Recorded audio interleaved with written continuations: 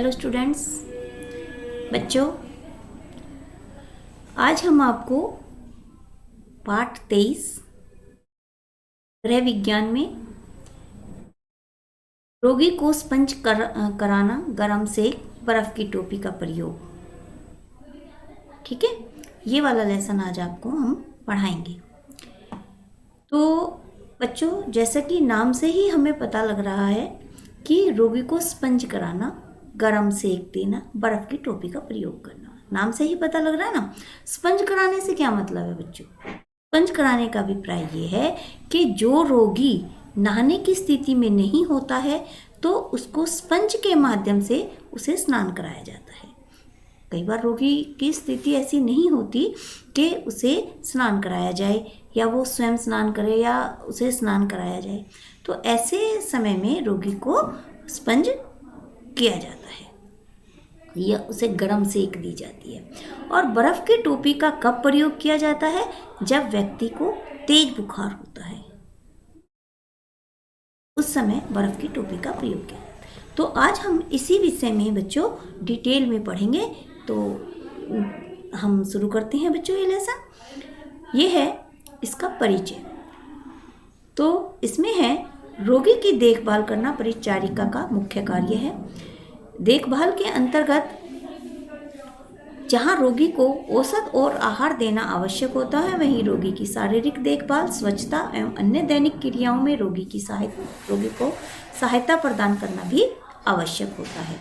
रोगी के आवश्यक कार्यों के लिए, जैसे मलमूत्र त्याग में, तो परिचारिका को सहायता करनी होती है। कभी कभी निश्चित समय पर कुछ विशेष क्रियाएं भी करानी होती है, जैसे स्नान कराना, स्पंज कराना, सेक देना, भपारा देना, पोल्टिस बांधना। ये सब कार्य भी एक परिचारिका को करना होता है। इन कार्यों के लिए रोगी के शरीर, उसके रोग और उसकी आवश्यकता का ध्यान रखना होता है तथा देखभाल के इन कार्यों के विषय में उसे कुछ प्रक्रियाएं और सावधानियां अपनानी होती है।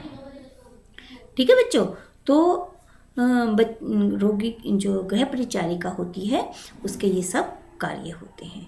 ठीक है, इसमें सबसे पहले है हमारा बच्चों रोगी को स्नान कराना।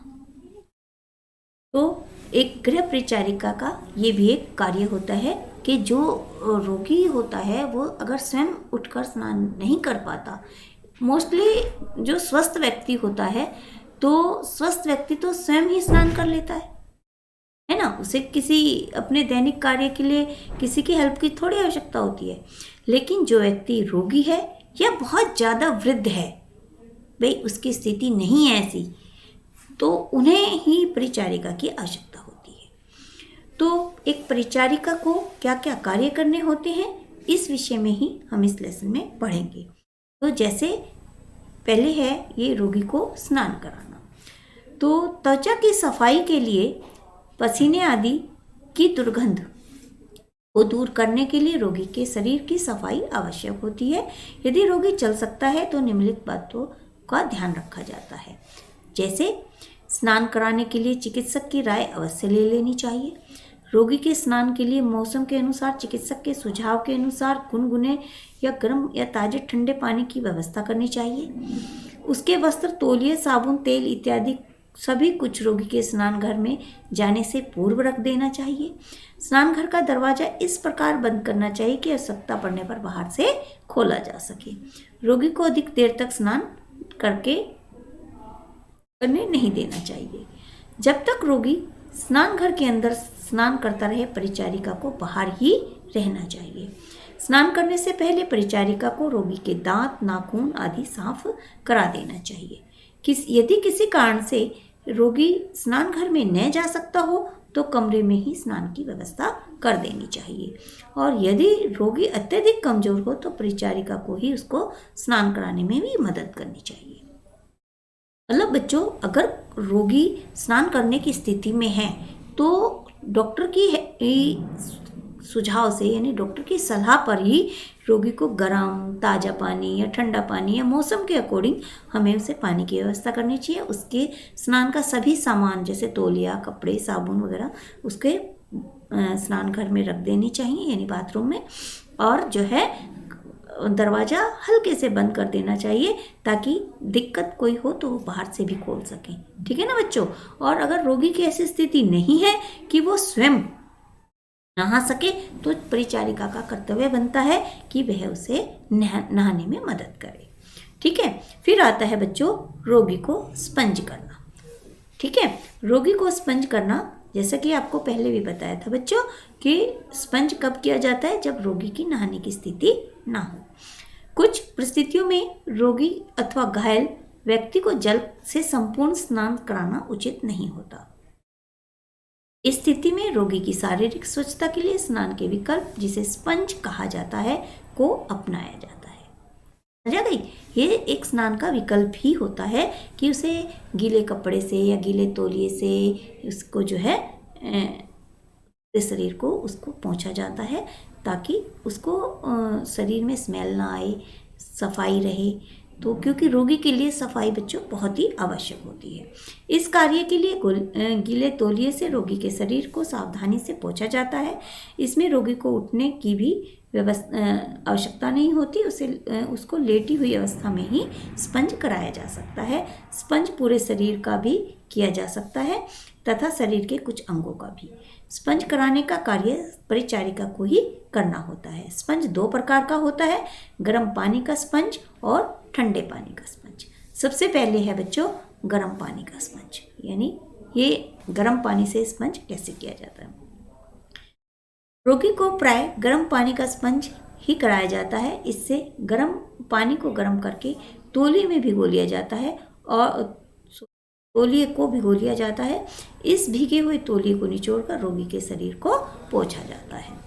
समझ आ गई। मतलब गर्म पानी से स्पंज करने के लिए तो गर्म पानी में ही तो तौलिए भिगोएंगे और उसको अच्छे से निचोड़कर और फिर रोगी के शरीर को पोंछा जाता है। फिर है पानी के स्पंज में पानी को उतना ही गर्म करना चाहिए जितना कि गर्म पानी का जब स्पंज करना है तो उतना ही गर्म पानी करें जितना कि रोगी सहन कर सके।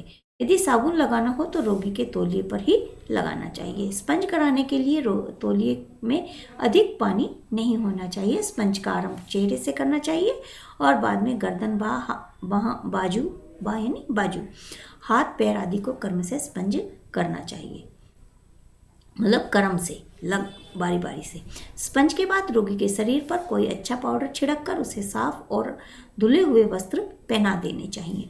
स्पंज कराने के पश्चात रोगी का बिस्तर भलीभांति साफ कर देना चाहिए और रोगी को गर्म पेय आदि देना चाहिए। बाद में उसे आराम करने के लिए अथवा सो जाने के लिए कहना उपयुक्त रहता है। गर्म पानी से उसे स्पंज करा के उसे थोड़ी देर जो है गर्म पेय पदार्थ देना चाहिए और फिर उसे आराम करने देना चाहिए। अच्छा सा फील हो उसकी जो है तबीयत में कुछ। फिर है बच्चों ठंडे पानी का स्पंज। गर्म पानी का स्पंज कराने की विधि का उद्देश्य शारीरिक स्वच्छता की प्राप्ति होती है, परंतु कभी कभी ठंडे पानी की स्पंज कराना भी आवश्यक होता है।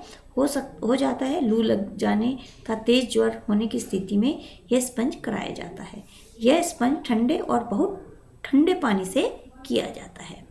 यदि रोगी के शरीर का ताप सामान्य से अधिक है तो उसके शरीर का ताप कम करने के लिए ठंडे पानी में भीगे तौलिए से उसके शरीर को बार बार पोंछा जाता है। इस कार्य को करने के लिए रोगी के नीचे रबर सीट बिछाई जानी चाहिए। उसके सारे कपड़े उतार कर चादर ओढ़ा देनी चाहिए और तौलिए को भली भांति निचोड़कर रोगी के शरीर पर फैलाकर ढक देना चाहिए।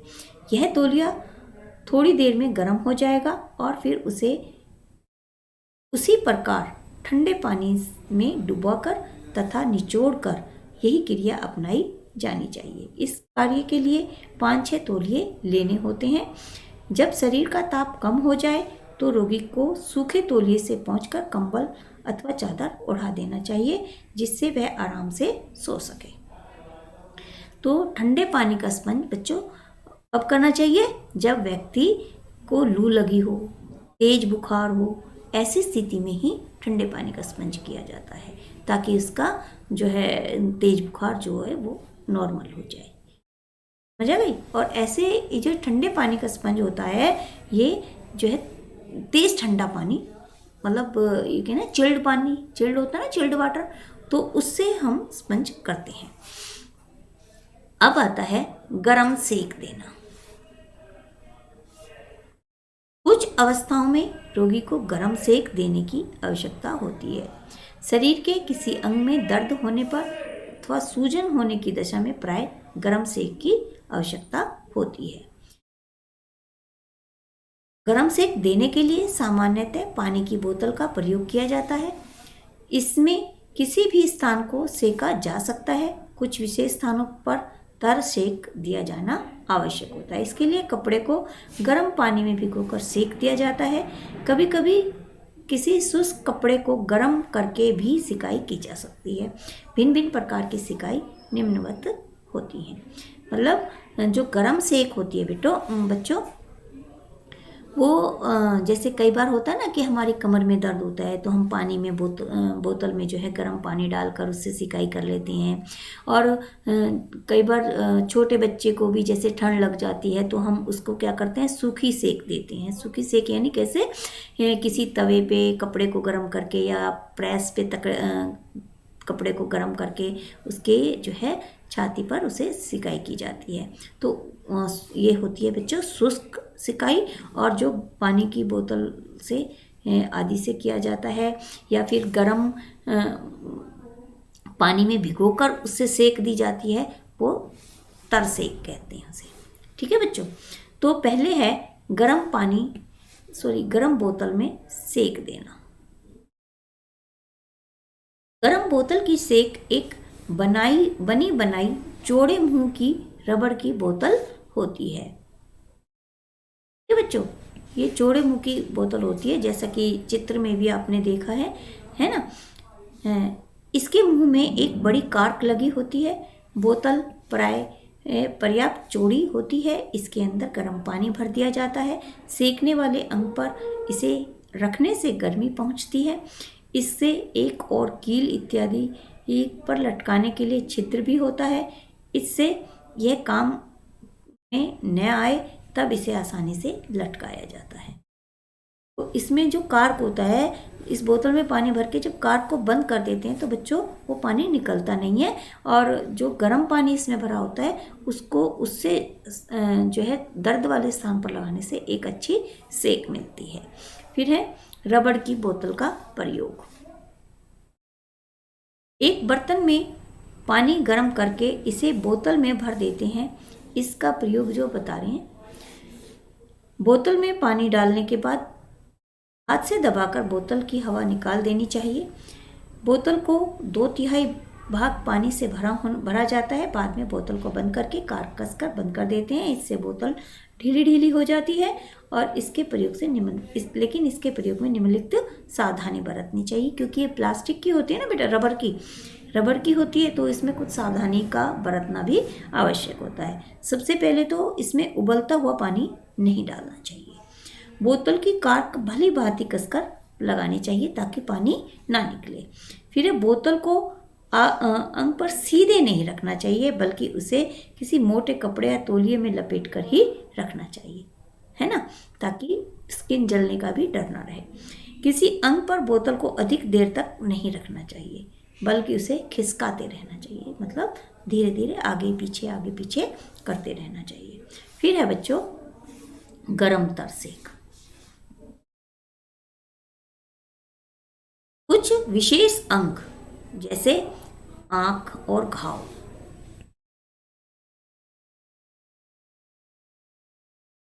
को गर्म पानी में कपड़ा भिगोकर ही सेका जाता है। जैसे आंख में दिक्कत हो या कहीं घाव हो तब। इस कार्य के लिए एक तौलिया, मलमल के एक कपड़े का टुकड़ा, चिलमची, गर्म पानी की केतली आदि सामग्रियों की आवश्यकता होती है। कपड़े के टुकड़े को तौलिए में लपेटकर चिलमची के ऊपर रख देते हैं तथा तौलिए पर पानी डालते हैं। इसके बाद तौलिए को दोनों सिरों में पकड़कर निचोड़ देते हैं तथा उसको हाथ पर रखकर उसकी गर्माहट का अंदाजा कर लेते हैं। इसके बाद किसी भी अंग की सिकाई की जा सकती है। तो इस तरह से किसी भी अंग की सिकाई की जा सकती है बच्चों। फिर है बच्चों शुष्क सेक। कभी कभी विशेष अंगों की शुष्क सेक भी आवश्यक होती है। इसके लिए कपड़ा, रुई आदि को किसी तवे इत्यादि पर गर्म करते हैं। जैसे कि मैंने बताया था ना, तवे पे या प्रेस गर्म करके उस पे कपड़े को या रुई को गर्म कर लेते हैं और फिर सिकाई की जाती है। मोस्टली यह कब की जाती है, जब बच्चे, जैसे छोटा बच्चा है उसको ठंड लग गई है तो उसकी जो है ठंड दूर करने के लिए भी ये सिकाई की जाती है। और बाद में अपने हाथ पर रखकर उसे देख लेते हैं कि कहीं ये बहुत ज़्यादा गर्म तो नहीं है। जब उचित गर्माहट हो तब रोगी को सेकते हैं, के अंग को सेकते हैं। यह क्रिया शुष्क सेक कहलाती है। पानी की बोतल से सेकना भी शुष्क सेक ही माना जाता है। ठीक है बच्चों, तो आज हम इतना ही पढ़ेंगे।